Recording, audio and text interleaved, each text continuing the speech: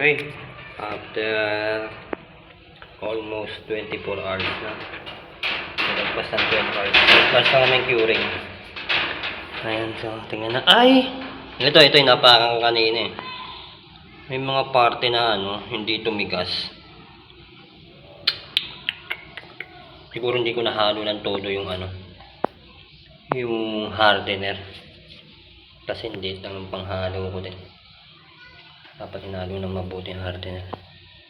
Ngayon plano kong dagdagan sana ng remedyohan yung design na lang. Kaya lang ginaka ako, umuumbok pa daw. Kapag hindi mo sinabay yung base coat dun sa design mo, magkakaroon ng bump yung design. Dito nga meron konti eh. Pati yung mga hindi ko hinanginan, yan meron siyang bump. So kailangan talaga tinatap coat to. Kaya lang sa lagay natin, pangit ang design eh.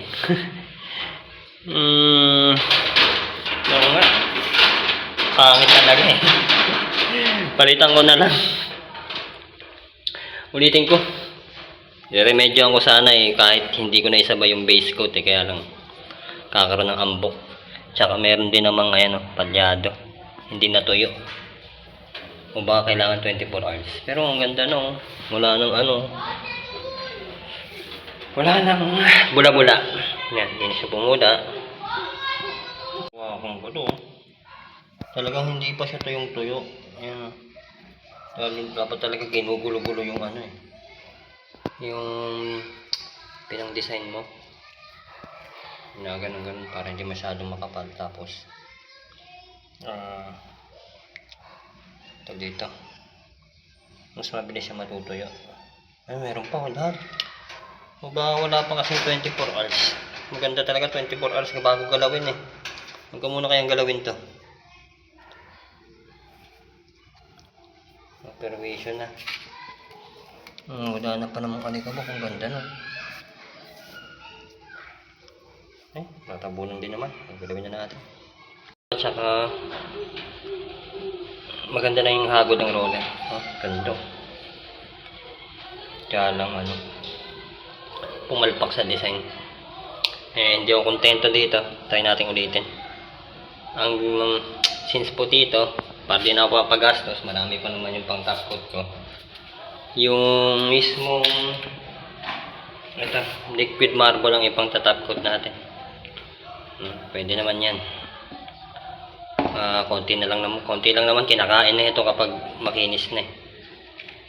Ito na lang pang top natin, base coat, kulay gray na lang ito. Tapos design na natin ng gold, isang kulay na lang pang design. Pangit eh. Tingnan natin. Yan, dito tayo maghalo ng pang base coat uli natin, second try na. So ang gagawin nating base coat, itong liquid marble na lalagyan lang natin ng nabili natin pigment na kulay itim na charcoal. Yan. Eto natiklap din na pinaglagyan ng natiklap din naman yung ayun, kulay puti ito eh. So hindi siya dumikit sa makinis sa plastic, kaya matiklap. Kaya lang may naiwan na puti hindi tumigas. Ayun, basa pa yan eh. Wala namang kasa siguro dyan. So, tansyahin na lang natin. Kailangan magkasya to.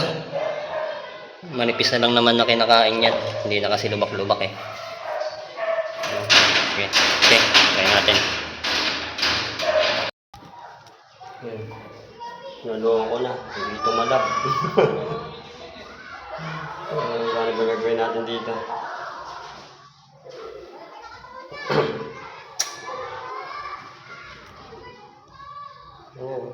Di ganyan na yan.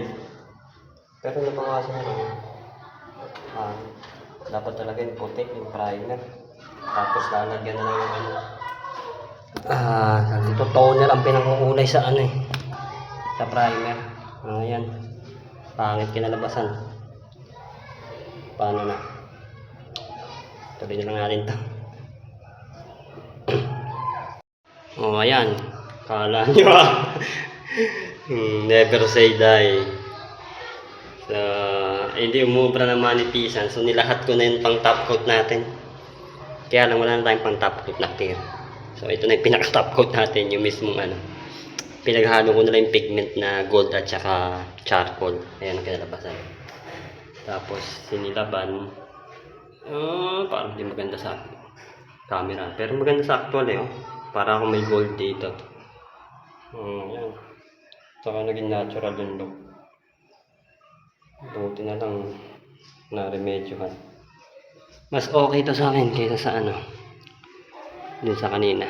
So, tingnan natin kinabukasan. Ano bang maging itsura, no? Okay. Yun! After 2 days, no? O yan, tingnan natin kung ano nangyari dito. May nagbago pa ba?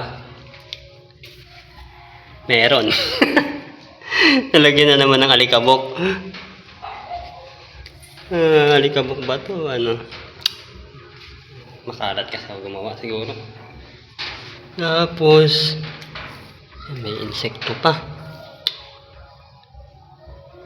Tingnan ko, maalis pa yan. Pero yan, ganda. Kintab. Akinis. Tsaka wala nang ambok ng ano. Yun yung pinaka-design niya. Hindi siya umambok. Uy! Ang galing oh. Yung design na, yung lumang design natin. Kita nyo? Yung lumang design yung dati na kulay itim. Ano, medyo bumakat pa siya dito. At nagkaroon ng konting design na darker color. Dagdag design pa. Nagmukha siyang marble, no? Nakita niyo ba? Ayun, itim. At nag-flat pa siya ng todo, no? Ganda, ganda. Konting linis lang. Yan, ito maliliit na alikabok. Naalis naman pala yun. Siguro, lihain natin konti. Tapos, top coat na lang din natin. Top coat pa ba? Makintab na eh. Tapos, abangan nyo. Scratch test natin ito mga after 3 days, no? 3 days pa daw kasi yung full curing niya. And then, tingnan natin kung ita-top coat pa natin. Bumili pa naman ako ng top coat na ano eh. Konti lang. Nakahanap ako ng mas murang top coat. Tapos, later on, magbigay tayo ng konting komento dito. Ano bang advantage, pros and cons, saan ba mahirap, no? Tingnan natin. Sa ngayon, linisin ko muna to.